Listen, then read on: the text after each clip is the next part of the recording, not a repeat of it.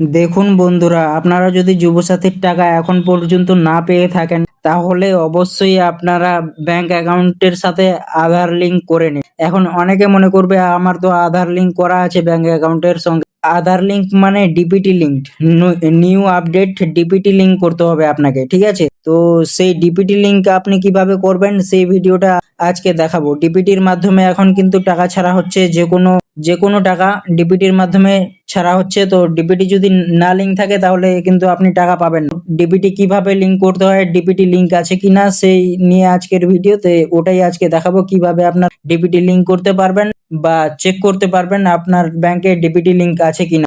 আপনার ব্যাংক অ্যাকাউন্টের সাথে ডিপিটি লিঙ্ক আছে কিনা, কিভাবে স্ট্যাটাস চেক করতে হয় সেটাই এখন দেখাবো আপনাদের। আর ডিপিটি কি করে লিঙ্ক করতে হয় ব্যাংক অ্যাকাউন্টের সঙ্গে সেটাও দেখাবো।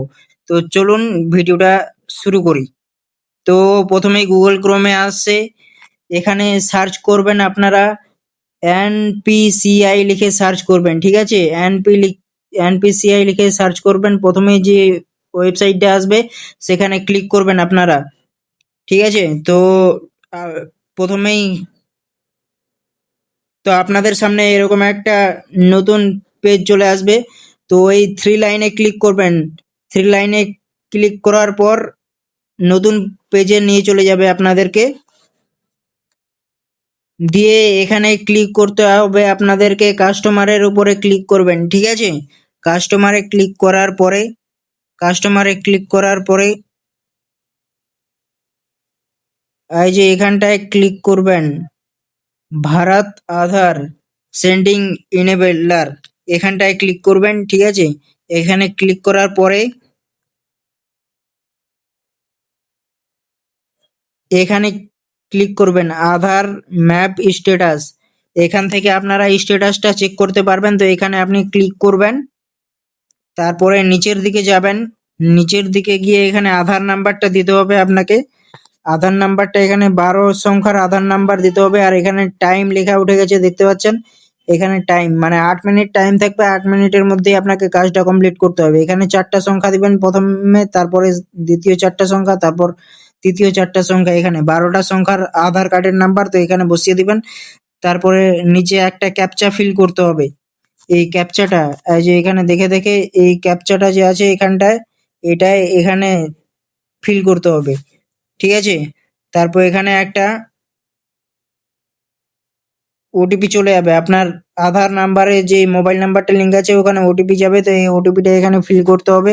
ওটিপিটা ফিল করার পরে এখানে যে এখানে কনফার্মে ক্লিক করতে হবে। এই যে এখানে কনফার্মে ক্লিক করতে হবে। কনফার্মে ক্লিক করলেই আপনার স্ট্যাটাসটা দেখিয়ে দিবে, ঠিক আছে?